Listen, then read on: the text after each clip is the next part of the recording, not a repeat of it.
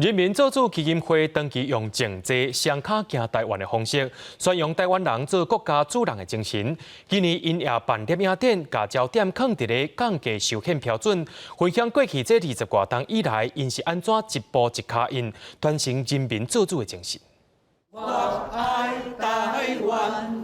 人民最主教育基金会的志工伫过日啊，穿因的制服，在2017年12月初，列队设总统府外围3连，要求立法院速速完成公道法保证。记录当当时警察行伫咧志工边啊，维安警警的这个摄影师，也是基金会志工张东阔，讲起这段记忆悠然真深。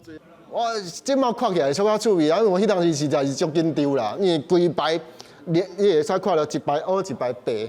哦，我会感觉这是足强烈的对比啦。毋那这张相片，刘东阔也记录到美丽岛事件受难者林其雄先生，在咧林家血案发生了后的36年，和人民最主行大志工团做伙去景美人权文化纪念园区第一法庭的情景。尾有志工头头问讲，林先生，你对这所在，你敢有来这有啥物感触？甲记啥物代志？伊都笑笑讲，拢袂记啊。哦，伊拢袂记啊，哦，淡忘到这种方式啦。6当前，刘东阔加入人民最主基金会，伊行伫咧队伍的外口，真实记录志工一步一脚印，行伫咧民主前辈的后壁，推塞民主的千里路。这个相片也已经伫咧云林和中华展示过，即阵是来到台北的北溪寮园区上尾站。当咱执政的时阵，大家拢向政府的机关里行的时阵，咱阁有人要来做这款超紧的运动，这是上感动人的代志。在咧展览区现场替人导览，今年69岁资深的志工邱丁雅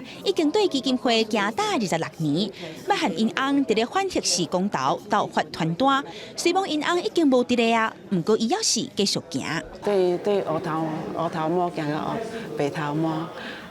对足够行到即马无定得要袂行，毋过嘛是着爱阁继续宣扬迄个人民做主的理念。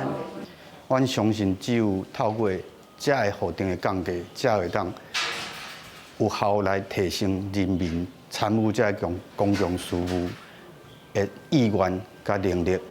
今年人民最主志工团主心伫咧杀降价受限的法定，因讲无论好天也歹天，因拢要继续行，用廉政的方式，宣扬台湾人着爱做国家主人的愿望，强化民主。记者阿敏金淡薄罗台北报道。